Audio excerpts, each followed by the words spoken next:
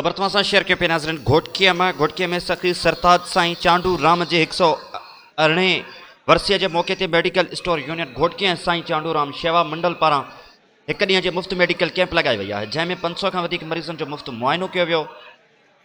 Medical camp जो इफ्तिताह medical store union घोटकीअ जे सदर विजय कुमार मोटवाणी, नायब सदर राना रियाज़, जनरल सेक्रेटरी संतोष कुमार, पोरनलाल, रवि कुमार, मुकेश कुमार ॿियनि कयो। कैंप में नक कन ऐं गले जे माहिर डॉक्टरनि लक्ष्मण दास, मादे जी बीमारी जो माहिर doctor Ishwarlal, dental surgeon doctor Chandarban, दिल जी बीमारी जो माहिर डॉक्टर राजकुमार पोजवाणी, औरतन जी बीमारी जी माहिर डॉक्टर गीता मरीज़न जो मुफ़्त चेकअप कयो ऐं खेनि मुफ़्त दवाऊं ॾिनियूं।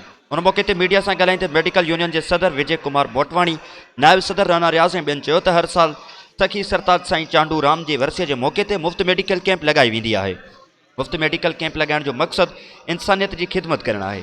मेडिकल कैंप में 500 खां वधीक मरीज़नि जो मुफ़्त चेकअप कयो वियो आहे ऐं खेनि मुफ़्त दवाऊं पिणु ॾिनियूं वियूं आहिनि। उन्हनि चयो त फ्री मेडिकल कैंप में मरीज़नि खे मुफ़्त खाधो पिणु विरहायो वियो। हिन मेडिकल कैंप ते मौजूद डॉक्टरनि जो चवणु हो त थधि सबबि सीने में दर्द में मुब्तला माण्हुनि जो अंग तमामु घणो आहे, जंहिंजो तफ़सीली मुआइनो करण बाद बहितरीन दवाऊं ॾिनियूं पियूं वञनि, जंहिंसां हुननि जो इलाजु मुमकिन थी सघे थो। ग़ुलाम यासिन लाखो, घोटकी।